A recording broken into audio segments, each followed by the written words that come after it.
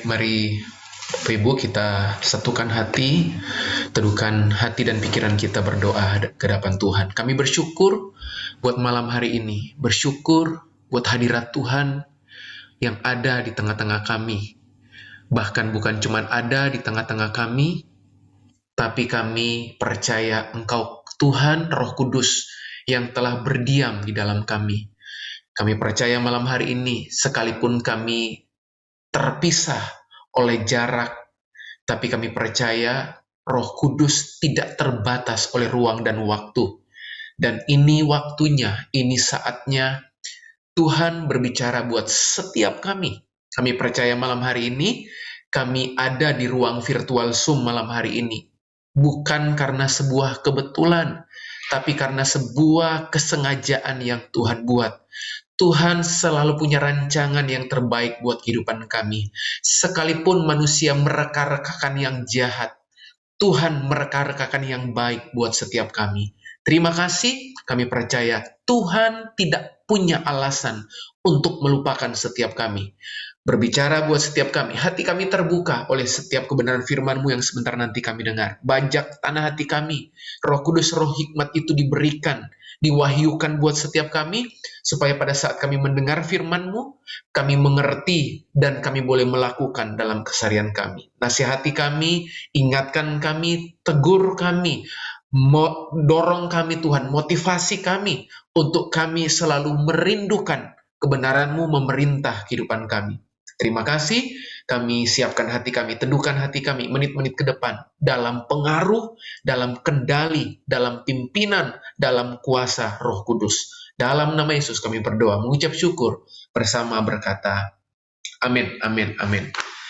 Baik, Bapak Ibu yang dikasih Tuhan, bersyukur buat malam hari ini kesempatan yang boleh diberi untuk saya kali kesekian boleh melayani Bapak Ibu di ruangan virtual Zoom malam hari ini, dan saya berdoa dimanapun Bapak Ibu Saudara saat ini berada, kita tetap terus dalam anugerah, dalam kemurahan, bahkan dalam pusat perhatian Tuhan.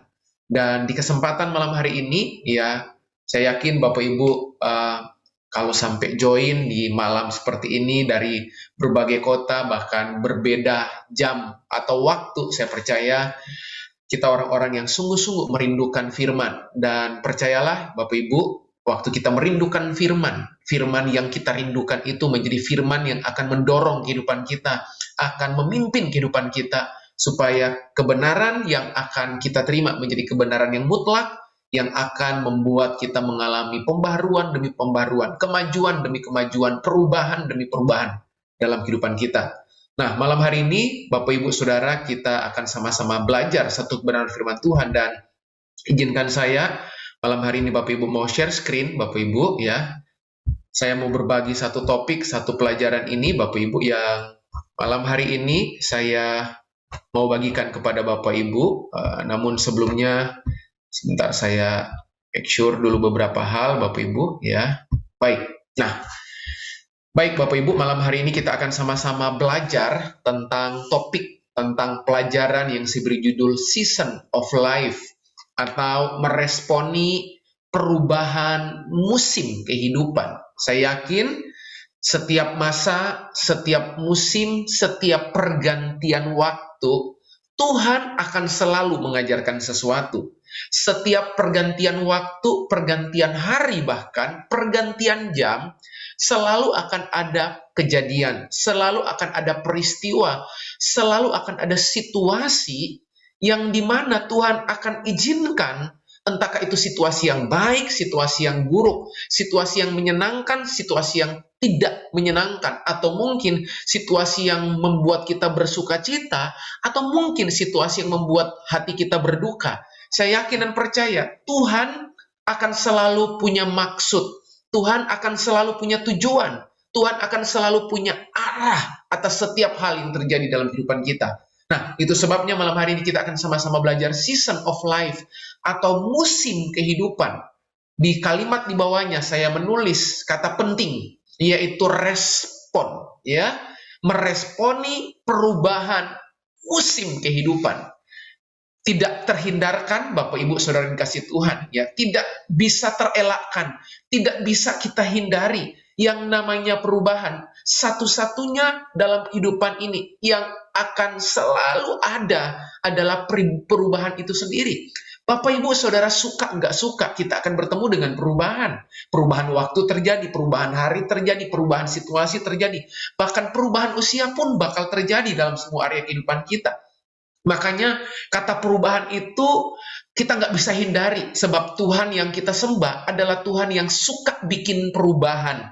Dia bukan Tuhan yang statis, dia bukan Tuhan yang menetap, tapi dia Tuhan yang akan terus bergerak, ya, dinamis dalam kehidupan. Nah, kita akan sama-sama belajar malam hari ini bagaimana kita belajar meresponi perubahan musim kehidupan. Kita akan lihat sama-sama, Bapak Ibu yang dikasih Tuhan. Lanjut. Nah, di kitab Pengkhotbah pasal yang ketiga ayat pertama, kitab Pengkhotbah pasal yang ketiga ayat pertama, jelas Alkitab menulis, untuk segala sesuatu ada masanya. Untuk segala sesuatu, sekali lagi Tuhan bilang, ada masanya. Untuk apapun di bawah langit, ada waktunya. Jadi rupanya manusia itu, maaf Bapak Ibu, terbatas atau dibatasi oleh yang namanya masa dan waktu. Ya, ada yang namanya masa dan ada yang namanya waktu. Manusia nggak mungkin bisa menghindari waktu. Manusia nggak akan mungkin bisa menghindari masa. Kalau kita ngomong masalah waktu, bahkan Bapak Ibu, Tuhan kasih setiap manusia itu dengan modal yang sama. Ya, 80 ribuan sekian detik dalam satu hari, Bapak Ibu. Sebentar lagi kita akan geser jam 12 malam, kita akan kembali ke titik nol. Ya, kita nggak bisa simpan waktu, nggak bisa. Waktu itu kita nggak bisa simpan, kita hanya bisa pakai, Bapak Ibu ya.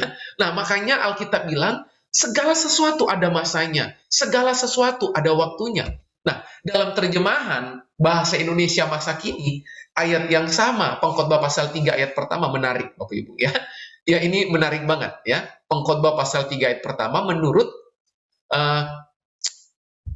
Alkitab pada terjemahan yang lain. Dia menulis segala sesuatu di dunia ini terjadi pada waktu yang ditentukan oleh Allah. Wow, Bapak Ibu ya. Garis bawahi saya tulis kalimat jelas di situ, Bapak Ibu. Segala sesuatu di dunia ini. Di dunia itu di yang mana? Ya sekarang ini. Pada waktu terjadi pada waktu yang ditentukan oleh Allah. Jadi malam hari ini kita bertemu, itu waktu yang Tuhan tentukan. Satu hari nanti kita bertemu dengan seseorang, itu waktu yang Tuhan tentukan. Itu kairos yang Tuhan izinkan. Lalu kemudian sebuah keadaan, kejadian, peristiwa, situasi, ya, yang terjadi dalam kehidupan kita, mau apapun itu, mau baik, nggak baik, itu pada waktu yang ditentukan oleh Allah. Sebab Alkitab bilang, sekali lagi, ada waktu yang di dunia ini terjadi, di mana waktu itu Tuhanlah yang tentukan. Nah, pertanyaannya, ibu-ibu, ya Bapak Ibu, kalau Tuhan yang tentukan, kita nggak bisa milih. Yang kita bisa pilih, respon yang kita tampilkan. Nah, itu pilihan kita. Nah, masalah sesuatu itu terjadi, kita nggak bisa pilih. Keadaan terjadi, situasi terjadi, peristiwa terjadi, kita nggak bisa pilih, Bapak Ibu. Ya, itu kita nggak bisa pilih. Yang kita bisa pilih adalah respon yang kita munculkan, respon, reaksi yang kita tampilkan. Nah, kita akan lihat. Saya lanjut. Ya, masih beberapa ayat yang saya mau tunjukkan kepada Bapak Ibu malam hari ini. Pengkhotbah pasal 3 ayat 14. Pengkhotbah pasal 3 ayat 14. Aku tahu bahwa segala sesuatu yang dilakukan Allah akan tetap ada untuk selamanya. Perhatikan. Jadi segala sesuatu, perhatikan kata segala sesuatu. Nggak peduli apapun itu, mau baik, mau buruk, mau menyenangkan, tidak menyenangkan, Alkitab bilang akan tetap ada untuk selamanya. Jadi kita nggak hanya bisa milih keadaan yang menyenangkan saja. Kita seringkali dalam kehidupan ini, kita diperhadapkan pada situasi yang nggak menyenangkan. Jadi, kita mau berdoa, nggak berdoa, Bapak Ibu ya, kita akan tetap selalu diperhadapkan pada situasi yang seringkali menyenangkan, seringkali tidak menyenangkan. Nah, Alkitab bilang, itu akan tetap ada untuk selamanya. Oke, akan tetap ada untuk selamanya. Itu tak dapat ditambah. Wow, tidak dapat ditambah dan tidak dapat dikurang. Allah berbuat demikian, perhatikan, supaya, kata supaya itu berarti mengantar kita pada tujuan. Kata supaya di situ berarti punya maksud, supaya manusia takut akan Dia. Oke? Takut di sini bukan gemetar ya, jadi sungkan, bukan jadi ketakutan yang negatif, bukan, tetapi bentuk hormat, bentuk respect, bentuk honor gitu ya, respect sama Tuhan. Nah, dalam terjemahan yang lain, Bapak Ibu, maafkan. Ini nyantol sebentar, Bapak Ibu. Saya munculkan sebentar, Bapak Ibu. Oke.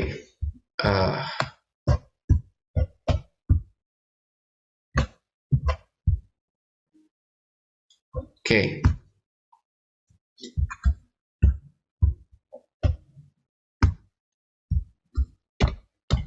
Oke, Bapak Ibu. Maafkan saya buat gini. Ini ada yang nyantol sebentar, Bapak Ibu ya. Saya pastikan. Oke. Oke, apakah bisa terlihat ya Bapak Ibu ya? Oke ya, saya lanjut Bapak Ibu ya. Nah, Bapak Ibu ya, ini saya nggak bisa besarin, nggak tahu tiba-tiba kenapa Bapak Ibu ya. Oke. Oke, ini ya. Baik. Khotbah pasal 3:14, aku tahu bahwa segala karya Allah akan tetap ada untuk selama-lamanya. Manusia tak dapat menambah atau menguranginya, dan Allah bertindak demikian supaya kita takut kepadanya. Itu terjemahan yang lain. Nah, tadi saya udah bahas Bapak Ibu. Saya lanjut Bapak Ibu. Nah, perhatikan dengan baik kalimat ini. Setiap masalah yang datang dalam hidup kita, ingat baik-baik. Setiap masalah yang datang dalam hidup kita selalu bawa benih. Mau masalah itu mendatangkan kebaikan maupun masalah-masalah yang di luar dugaan kita, itu selalu bawa benih. Nah, benih itu jadi berbuah, itu bergantung kita, Bapak Ibu. Itu udah bukan lagi bergantung Tuhan. Tuhan selalu kepingin itu jadi buah. Tapi bagaimana benih yang dalam bentuk masalah itu datang dalam hidup kita, kita konversikan menjadi buah, itu udah bergantung kita. Makanya malam hari ini yang harus kita pahami terlebih dahulu Bapak Ibu, bahwa setiap masalah yang datang dalam hidup saya, setiap masalah yang datang dalam hidup Anda dan saya, kita semua, itu masalah itu datang selalu bawa benih. Bahkan benih kesuksesan itu datang dari yang namanya benih masalah. Benih keberhasilan itu datang dari yang namanya benih masalah. Jadi setiap masalah apapun itu yang datang dalam hidup kita selalu bawa benih. Dan benih punya sifat menumbuhkan. Jadi kita bertumbuh apa enggak bergantung kita ngerti enggak Bapak Ibu? Kita ngerti enggak masalah itu benih? Kalau saya percaya malam hari ini bahwa masalah yang datang dalam hidup saya itu benih, berarti saya harus mampu, saya harus sadarkan diri saya bahwa benih itu harus kemudian tidak jadi benih lagi. Benih jadi buah.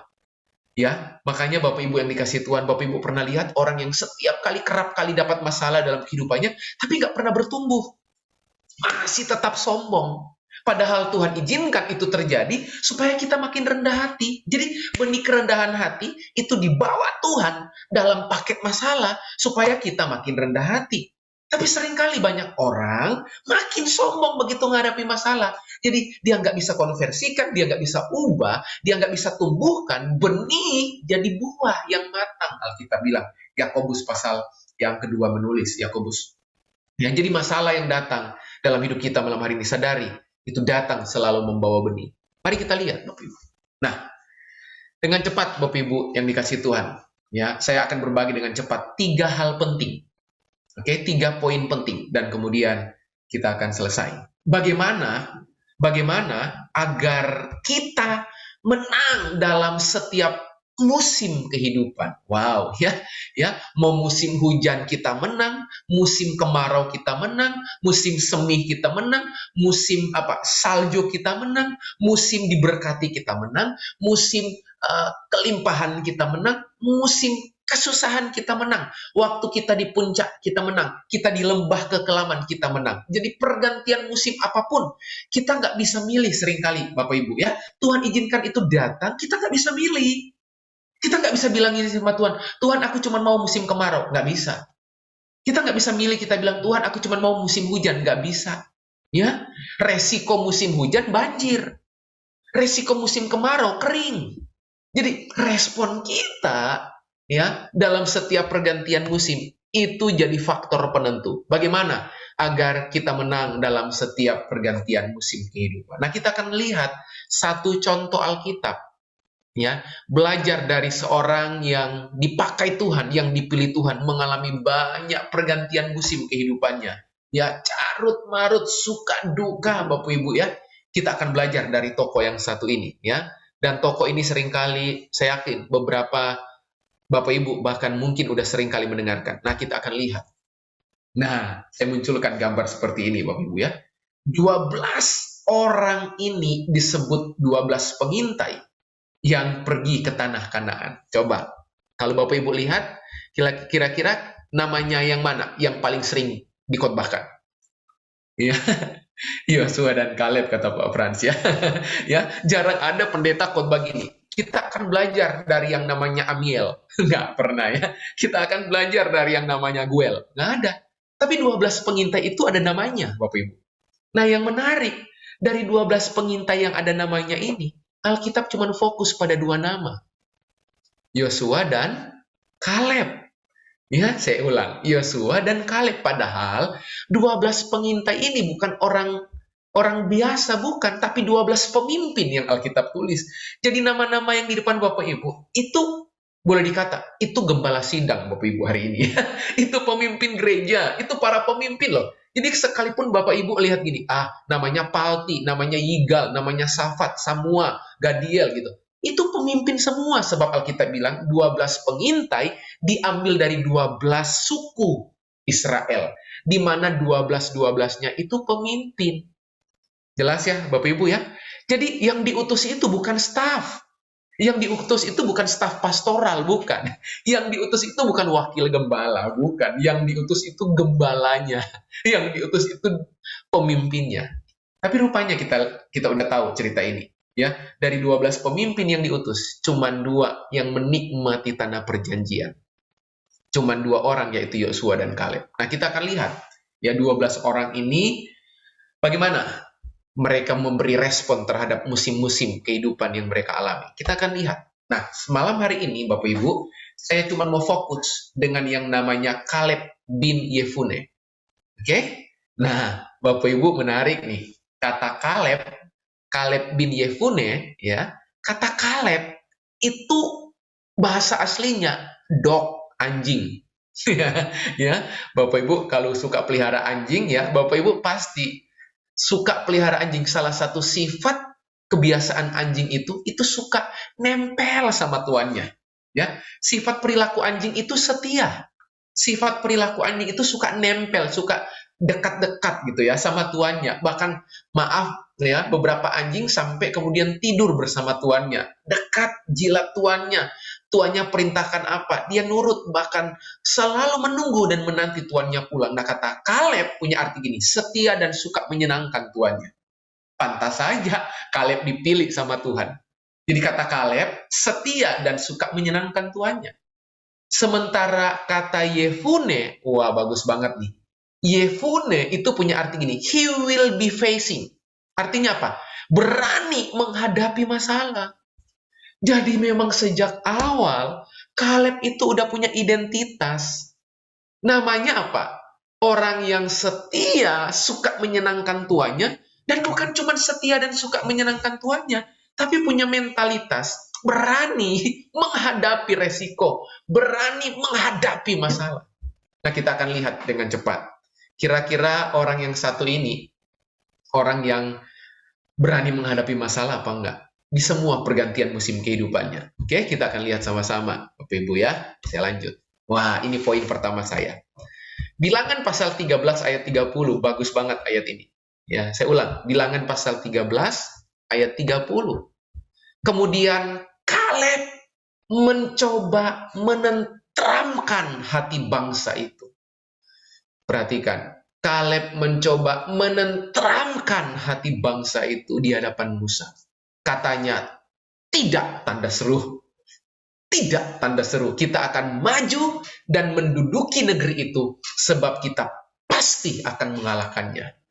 Bapak Ibu yang dikasihi Tuhan, apa sikap yang pertama yang harus kita miliki kalau kita mengalami pergantian musim yang kita nggak bisa prediksi? Tiba-tiba Tuhan izinkan keadaan buruk terjadi dalam kehidupan kita. Yang pertama, yang Tuhan tuntut, yang Tuhan minta untuk kita praktekkan ini yang pertama. Dalam semua keadaan yang terjadi dalam kehidupan kita, mau pandemi, mau corona, mau COVID, mau Delta AY4 gitu ya, yang Tuhan minta gini, miliki roh yang tentram. Roh yang tentram itu apa? Alkitab jelas bilang, lihat, Kaleb karena dia punya roh yang tentram, Bapak Ibu tahu nggak ciri-cirinya roh yang tentram? Alkitab bilang, ciri pertama dari orang yang punya roh yang tentram, bisa ngambil keputusan.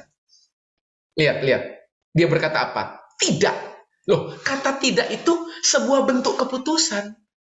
Tidaknya itu tanda seru, bukan tanda tanya. Tidak gitu, tapi tidak gitu. Jadi orang yang punya roh yang tentram itu bisa ngambil keputusan loh. Orang yang punya roh yang tentram itu bisa memilih, bisa memilah, bisa memutuskan, bahkan di tengah-tengah situasi yang carut marut, buruk sekalipun, dia bisa tenang. Makanya Alkitab bilang, ku tenang sebab kau Allahku. Ya, saya masih ingat ya. Anak saya suka nyanyi gitu ya. Ku tenang sebab kau Allah. Waktu dia mandi Bapak Ibu ya. Saya dikuatkan dengan lagunya ya. Dia ulang-ulang kalimat penutupnya. Dan saya yakin waktu itu pesan Tuhan buat saya lewat anak saya. Ya, dia mandi sore waktu saya lagi ngalamin masalah. Tiba-tiba anak saya itu nyanyi dan kalimat penutupnya yang diulang-ulang. Ku tenang sebab kau Allahku. Kalimat pertama biasa. Tapi bolak-balik dia ulang bolak-balik, tiba-tiba merema dalam hidup saya. Hanya dekat Allah saja, aku tenang. Jadi ketenanganmu itu dihasilkan dari kedekatanmu. Jadi kedekatanmu menentukan ketenanganmu. Makanya orang yang tentram hatinya, orang yang rohnya tentram, bisa buat keputusan. Bahkan bukan cuma buat keputusan, Bapak Ibu. Alkitab bilang, dia punya iman. Dan imannya itu iman pasti. Sebab kita pasti. Coba lihat. Ada sebuah keyakinan, ada sebuah faith, ada sebuah keyakinan, kepercayaan yang utuh, yang dia percayai. Tuhan pasti akan tolong, Tuhan pasti akan bela. Tapi Pak, malam hari ini saya penuh keraguan. Ragukan keraguanmu. Oke? Ragukan keraguanmu. Sebab Alkitab bilang, orang yang hatinya tentram melekat sama Tuhan. Orang yang hatinya tentram dekat sama Tuhan. Orang yang hatinya tentram bisa buat keputusan. Orang yang hatinya tentram punya iman yang tangguh, punya iman yang pasti. Hal yang pertama, mengalami musim apapun dalam kehidupan kita, mari miliki roh yang tentram. Amin, Bapak Ibu ya. Miliki roh yang tentram. Apa yang kedua? Ini yang pertama. Apa yang kedua, Bapak Ibu yang dikasihi Tuhan? Kita lihat hal yang kedua. Bilangan pasal 14 ayat 24. Tetapi hambaku Kaleb, karena lain jiwa yang ada padanya. Dalam terjemahan Amplified Bible, ya, kata lain jiwa yang ada padanya, itu ditulis begini. He has a different spirit. Wow. Ya, terjemahan bahasa Indonesia rada ngaco, Bapak Ibu ya. Rada nggak tepat gitu. Bukan lain jiwa yang ada padanya, seakan-akan sakit jiwa gitu ya. Bukan gitu ya. Tetapi dia punya roh yang berbeda. Dia punya spirit yang berkepalikan. Opposite spirit. Different spirit. Dan Alkitab bilang, dan ia, nah ini perhatikan. Dan ia mengikut aku dengan sepenuhnya. Ikut Tuhan bukan separuh. Ikut Tuhan bukan sebagian. Ikut Tuhan bukan setengah-setengah. Ikut Tuhan bukan karena keadaan baik. Ikut Tuhan bukan karena keadaan menyenangkan. Ikut Tuhan bukan karena keadaan sesuai harapan. Ikut Tuhan bukan karena doa kita dijawab. Ikut Tuhan bukan karena hal tersebut, Alkitab bilang. Apapun situasinya, apapun keadaannya, mau dijawab, tidak dijawab doa saya, Alkitab bilang, respon apa yang kita mesti tampilkan? Sikap apa yang kita mesti tampakkan, kita mesti munculkan di semua pergantian musim hidup kita. Belajar ikut Tuhan dengan segenap dengan sepenuhnya, dengan seluruh kehidupan kita. Itu kata kunci yang Tuhan mau untuk kita kerjakan malam hari ini. Jadi kalau ikut Tuhan, itu bukan cuma sekedar kita ikut follower gitu, Bapak Ibu ya. Instagram, media sosial, kita nge-like pada saat kita suka, atau kita nggak tertarik waktu kita nggak suka. Bukan, kita suka nggak suka, ya harus ikut sepenuhnya. Sesuai nggak sesuai, ya mesti sepenuhnya gitu. Bukan setengah, bukan 3/4. Holistik, ya. Semuanya, ya, holistik, ya. Penuh, ya. Mutlak sepenuhnya. Mari belajar mengikuti Tuhan dengan sepenuhnya. Dan perhatikan baik-baik. Apa janji Tuhan buat orang yang ikut Tuhan dengan sepenuhnya? Ada 2 janji Tuhan. Akan kubawa masuk ke negeri yang telah dimasukinya itu. Wow. Ya, Bapak Ibu akan terima janji Tuhan. Kalau Anda ikut Tuhan dengan sepenuhnya. Tapi bukan cuma Anda yang mengalami janji itu. Keturunanmu akan menerimanya.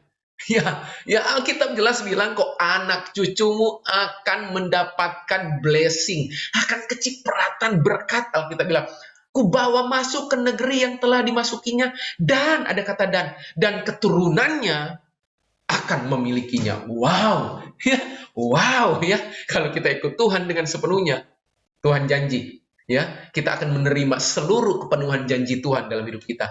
Bahkan bukan cuma kita, Alkitab bilang anak cucumu.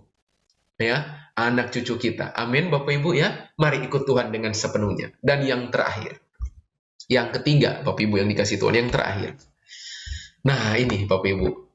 Bilangan 14 ayat 32 sampai 33, lalu saya lompat ayat 36. Juga mereka menyampaikan kepada orang Israel kabar busuk. Ya. Coba Bapak Ibu, mau senang kabar yang mana? Ya, kabar harum apa kabar busuk? Ya. Nah, makanya tadi saya bilang, kita nggak bisa memilih seringkali. Keadaan yang datang dalam kehidupan kita, kita nggak bisa milih. Kalau disuruh milih, coba Bapak Ibu ya, pingin hal yang menyenangkan atau hal yang nggak menyenangkan? Kita nggak perlu berdoa ya. Kita dengan cepat memilih. Pilih hal yang menyenangkan. Nah, masalahnya, ada juga kabar yang nggak menyenangkan, Alkitab bilang. Tentang negeri yang diintai mereka. Dengan berkata, negeri yang telah kami lalui untuk diintai adalah suatu negeri yang memakan penduduknya. Dan perhatikan ini, semua orang yang kami lihat di sana adalah orang-orang yang tinggi-tinggi perawakannya. Perhatikan kata yang kami lihat di sana. Kalimat 33 lagi. Juga kami lihat di sana. Bapak Ibu yang saya mau kasih tahu hari ini, buat kita semua malam hari ini, perhatikan, hati-hati dengan apa yang saudara lihat. Sebab apa yang saudara lihat itu seringkali mempengaruhi imanmu. Ya, apa yang saudara lihat itu menentukan kekuatanmu. Ini berdampak besar. Alkitab bilang, pada saat mereka melihat realita, melihat kenyataan, mereka lupa pada janji Tuhan. 10 pengintai yang lain lupa sama janji Tuhan. Sementara Yosua dan Kaleb melihat tempat yang sama, lokasi yang sama, orang-orang yang sama. Sekalipun Alkitab bilang tinggi-tinggi perawakannya, orang-orangnya raksasa, juga orang enak yang berasal dari orang-orang raksasa. Dan kami lihat diri kami seperti belalang. Dan demikian juga mereka terhadap kami. Bapak Ibu perhatikan, apa dampaknya kalau orang selalu melihat realita? Saya belum masuk poin ketiga. Apa dampaknya? Apa pengaruhnya? Kalau Anda selalu melihat realita, bahkan Anda menaruh iman pada realita. Ayat 36. Itu dampaknya. Adapun orang-orang yang telah disuruh Musa untuk mengintai negeri itu, yang sudah pulang, dan menyebabkan segenap umat itu apa? Bersungut-sungut. Jadi perhatikan dari mana persungutan muncul? Ya, dari apa yang Anda lihat. Ya, mereka bersungut-sungut kepada Musa dengan menyampaikan kabar busuk tentang negeri itu. Yang terakhir, Bapak Ibu yang dikasih Tuhan, apa yang ketiga? Ya, apa yang ketiga, Bapak Ibu? Ya, udah tampilkah Bapak Ibu yang ketiga? Oke, yang ketiga, Bapak Ibu, yang terakhir, jaga sikap kita. Ya, jaga. Ya, yang ketiga, hati-hati. Jangan bersungut-sungut. Ya, ingat persungutan itu dosa yang serius di mata Tuhan. Bapak Ibu, ada 5 dosa yang bikin bangsa Israel nggak menikmati tanah perjanjian. Salah satunya Alkitab bilang dosa persungutan. Saya mau kasih tahu, dosa persungutan itu dosa yang serius di mata Tuhan. Bapak Ibu hati-hati, Bapak Ibu jangan bilang, biasa, ngomel bersungut-sungut itu bahaya Bapak Ibu. Itu dosa yang serius di mata Tuhan. Mari, hadapi realita yang tidak menyenangkan itu dengan ucapan syukur. Amin, Bapak Ibu. Hadapi keadaan-keadaan yang di luar kendali itu dengan rasa hormat sama Tuhan. Dengan roh yang tentram bahwa Tuhan mengendalikan segala sesuatu. Dia pengendali kehidupan kita. Dia penuntun kehidupan kita. Dan dia akan menolong kehidupan Bapak Ibu. Ada 3 hal yang kita pelajari malam hari ini. Bagaimana meresponi setiap musim kehidupan yang berganti. Yang di luar dugaan, yang nggak bisa kita prediksi. Yang pertama, tadi saya sudah sampaikan, miliki roh yang tentram. Orang yang punya roh yang tentram, gampang ambil keputusan. Orang yang memiliki roh yang tentram, punya iman yang pasti. Yang kedua, mengikuti Tuhan dengan sepenuhnya. Amin, Bapak Ibu. Dan apa dampaknya ikut Tuhan dengan sepenuhnya? Kita menikmati tanah perjanjian dan keturunan kita akan memilikinya, Alkitab bilang. Dan yang terakhir, yang ketiga, mari jaga sikap kita. Anda jaga hidup Anda dengan jaga sikap Anda. Pada saat kita menjaga sikap kita, kita lagi menjaga kehidupan kita. Hati itu sikap, makanya disebut sikap hati. Sikap hati. Jaga hati dengan segala kewaspadaan, sebab dari situ terpancar kehidupan. Jadi orang yang jaga sikap hidupnya, jaga kehidupannya. Orang yang jaga sikapnya, jaga hidupnya. Saya berdoa malam hari ini, biar kebenaran ini bisa menolong kehidupan kita, Bapak Ibu. Selamat menikmati musim yang berganti dalam kehidupan kita. Percayalah, setiap musim ada keindahannya. Percayalah, setiap musim Tuhan berdaulat atasnya. Tuhan Yesus memberkati Bapak Ibu. God bless you all. Saya kembalikan kepada Pak Frans. Apakah perlu kita berdoa dulu baru saya kembali? Baik, kita berdoa terlebih dahulu Bapak Ibu yang dikasih Tuhan, lalu kemudian saya akan kembalikan kepada Pak Frans. Mari kita berdoa Bapak Ibu. Bapak yang baik, Bapak yang selalu baik dalam situasi yang gak baik. Bapak yang selalu menyatakan kebaikan-Mu di tengah-tengah hal yang buruk pun yang terjadi dalam hidup kami. Terima kasih buat malam hari ini. Kebenaran yang sudah kami dengar, biar menjadi kebenaran yang terpindahkan dengan sempurna oleh hikmat dan pengertian yang datang dari Roh Kudus sendiri. Biar setiap kami yang ada di ruang virtual Zoom malam hari ini, kami diterangi pikiran kami, hati kami, batin kami oleh firman-Mu. Dan malam hari ini kami belajar di setiap pergantian musim apapun yang Tuhan izinkan terjadi dalam hidup kami. Kami mau lewati, kami mau masuki, kami mau jajaki dengan sebuah keyakinan bahwa waktu kami punya roh yang tentram, itu kemenangan kami. Pada saat kami mengikut Tuhan dengan sepenuhnya, dan waktu kami menjaga sikap kami menjaga kehidupan kami, bahkan kami mendatangkan kehidupan atas kehidupan kami. Terima kasih. Meteraikan firman-Mu, dan berkati setiap kami yang sudah mendengar firman-Mu. Yang lemah dikuatkan, yang imannya lemah dibangkitkan sama Tuhan malam hari ini. Kami yang mulai kehilangan pengharapan, malam hari ini kami tahu pengharapan di dalam Engkau menjadi pengharapan yang mutlak, yang menolong kami melewati masa sukar dan kami berkemenangan. Terima kasih, kami bersyukur buat malam hari ini. Hanya di dalam nama Yesus kami berdoa, kami bersyukur bersama berkata, amin, amin, amin. Saya kembalikan.